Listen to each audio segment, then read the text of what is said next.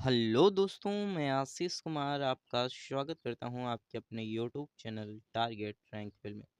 आज के इस वीडियो पर देखने वाले हैं हम जो कि प्राचीन इतिहास अर्थात हम कह सकते हैं कि इसके सेट नंबर 3 देखने वाले हैं, जो कि मोस्ट इम्पॉर्टेंट क्वेश्चन है जो कि इस SSC stenographer, MTS, CGL, JE और जीडी एग्जाम के लिए बहुत ही इम्पोर्टेंट है और भी अदर एग्जाम्स के लिए ये क्वेश्चन इम्पोर्टेंट होने वाले हैं।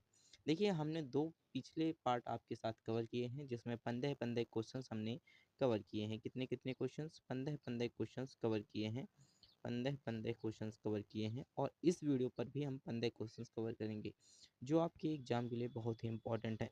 तो आइए देखते हैं क्वेश्चन आपका क्या है। तो देखिए, क्वेश्चन नंबर 31 क्या कहता है। क्वेश्चन नंबर 31 आपका है यहाँ पर।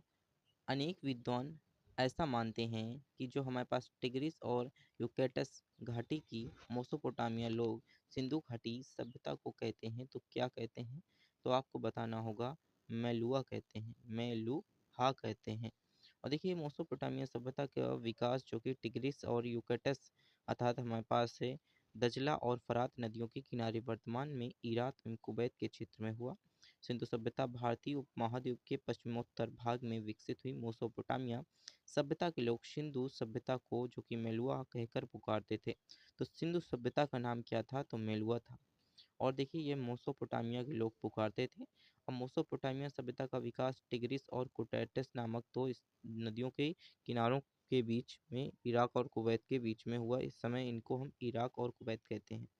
अब आइए हम बात कर लेते हैं अगला क्वेश्चन। अब देखिए, अगला क्वेश्चन क्या कहता है। अगला क्वेश्चन है आपका, हड़प्पा सभ्यता के अन्य शहरों के विपरीत धोलावीरा शहर को भागों में विभाजित किया गया। प्रत्येक भाग विशाल पत्थर की दीवारों से घिरा हुआ था। तो वो कितनी दीवारों से घिरा हुआ था? तो 3 दीवारों से घिरा हुआ था। अब देखिए, ये हम क्वेश्चंस को डिटेल में समझते हैं। धौलावीरा जो शहर है वो हड़प्पा सभ्यता के अन्य शहरों के विपरीत एकमात्र ऐसा शहर है जहाँ पर शहर को 3 भागों में विभाजित किया गया। इसमें पहला भाग आपका दुर्ग, माध्यम नगर और फिर उसके बाद आपका निचला नगर अर्थात निचले नगर को विभाजित किया गया था। प्रत्येक भाग का जो विकास हुआ था वो विशाल पत्थरों की दीवारों से घिरा हुआ था और यूनेस्को ने इसे गुजरात में धोलावीरा जो शहर है उसको 40वें विश्व धरोहर के रूप में घोषित किया है। 40वां विश्व धरोहर कौन है? तो धौलावीरा जो कि गुजरात राज्य में है। और देखिए, यह प्रतिष्ठित सूची में शामिल होने वाली सिंधु घाटी सभ्यता का पहला स्थल है। ये क्वेश्चन आपसे पूछ सकता है कि पहला स्थल कौन सा है, तो आपको बताना है धौलावीरा जो कि गुजरात में है। आप इसका स्क्रीनशॉट ले सकते हैं। अब आइए हम बात कर लेते हैं अगला क्वेश्चन। देखिए, अगला क्वेश्चन आपका बहुत ही इंपॉर्टेंट है। निम्नलिखित में से कौन सा हड़प्पा स्थल हरियाणा में है? हरियाणा की बात की गई है तो हरियाणा में कौन से हड़प्पा स्थल हैं आपकी बात की गई है। तो आपको बताना है ऑप्शन ए, राखी गढ़ी। जो आपकी राखी गढ़ी आती है वो हरियाणा में स्थित है। राखी गढ़ी जो कि हरियाणा में है और जो कि हड़प्पा स्थल है। देखिए, हरियाणा के नींद जिले में जो कि हमारे पास है, सॉरी जींद जिले में जो कि प्राचीनतम सरस्वती के तट पर स्थित राखी गढ़ी की खोज 1969 ईस्वी में सूरजभान ने की थी। यह हड़प्पा सभ्यता का सबसे विशाल नगर है। इस सभ्यता में मनकों को जो कि निचला सॉरी चिकना कहने का जो कि हम कह सकते हैं मटकों को, यहाँ पर मटको होना चाहिए, मनको लिखा है।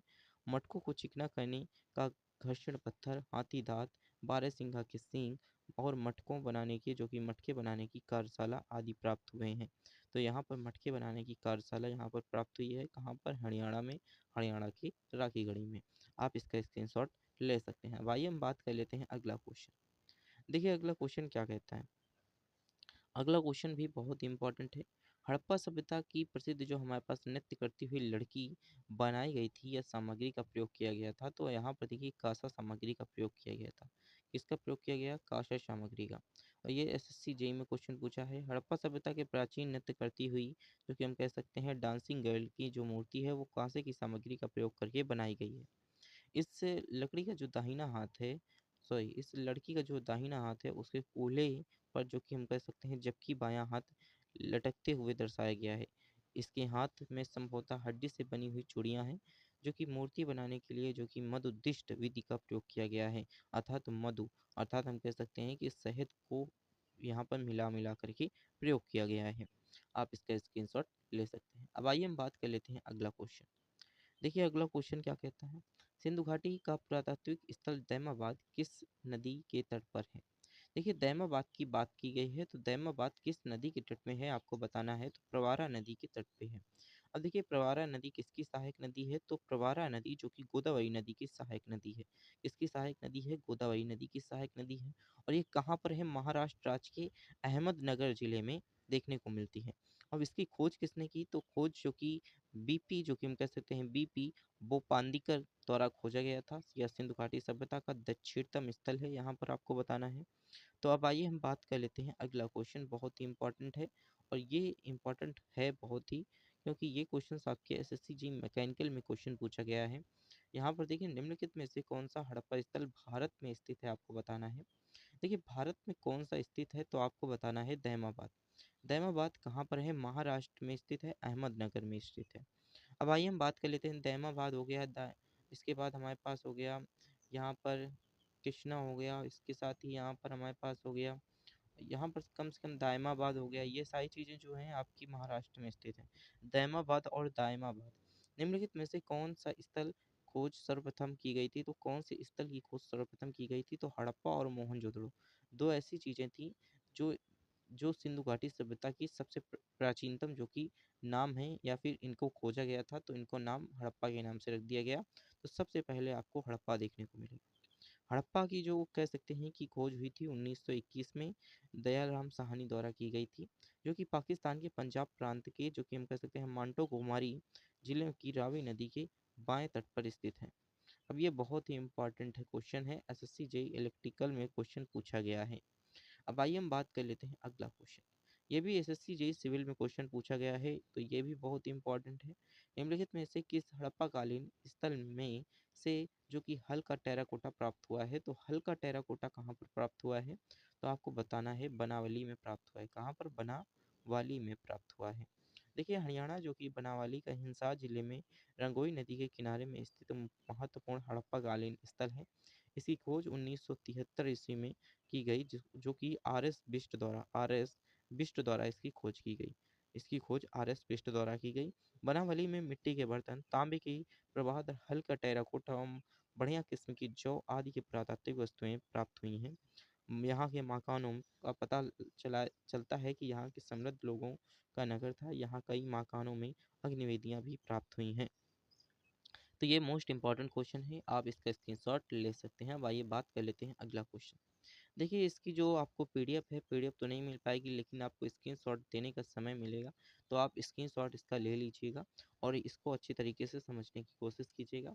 अब हम बात करते हैं यहाँ पर 39 नंबर का क्वेश्चन। देखिए निम्नलिखित में से हड़प्पा केंद्र के बारे में माना जाता है कि मेसोपोटामिया के साथ सीधा समुद्र व्यापार था। तो सीधा समुद्र व्यापार मेसोपोटामिया के साथ किसका था, यहाँ पर आपसे पूछा है, तो आपको बताना है लोथल का। लोथल को एक बंदरगाह के नाम से भी जानते हैं। लोथल को किसके नाम से जानते हैं, बंदरगाह के नाम से जानते हैं। और लोथल कहाँ पर है, तो गुजरात की अहमदाबाद जिले में है। और ये भगवा नदी के तट पर मिलता है, जिसकी खोज सर्वप्रथम जो कि एस आर राव ने 1954 में की थी। लघु हड़प्पा या लघु मोहनजोदड़ो भी कहा जाता है। लोथल के पूर्वी भाग में एक जो कि गोदीवाड़ा के साक्ष्य में मिले हैं, यह बंदरगाह मेसोपोटामिया के साथ समुद्री रास्तों में व्यापार करने के लिए केंद्र था।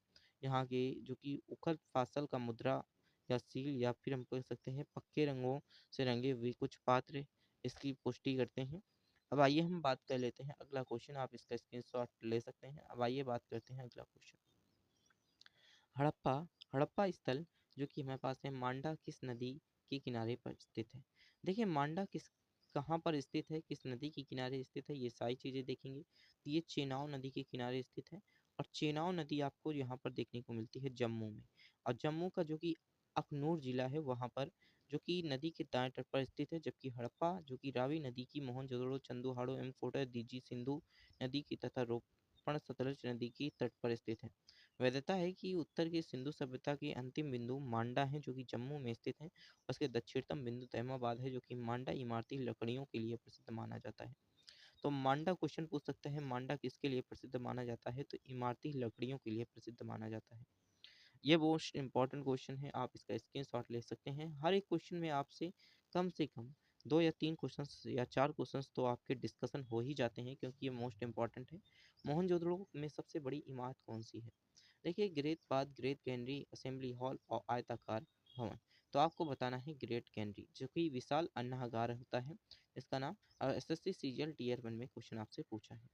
देखिए, मोहनजोदड़ो की सबसे बड़ी इमारत जो कि ग्रेट कैनरी विशाल अन्नागार, जो कि हम कह सकते हैं पश्चिम में 45.75 मीटर लंबा तथा उत्तर में लगभग 22.86 मीटर चौड़ा है।